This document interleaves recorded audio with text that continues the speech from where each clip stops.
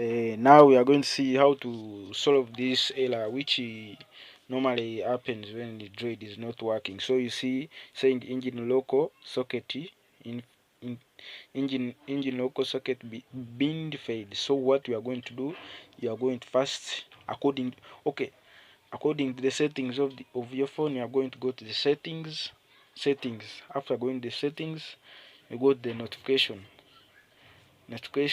apps and notification according to your phone, and go to Droid VPN, and then you press force to stop, and then press OK.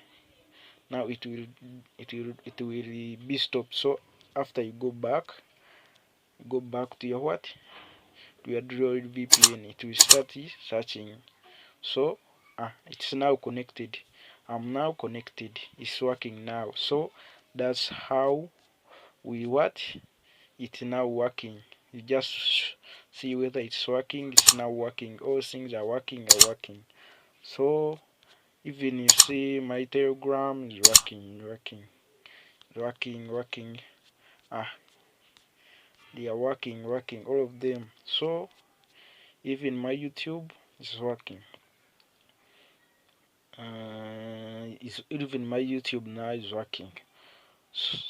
My YouTube is working, yeah.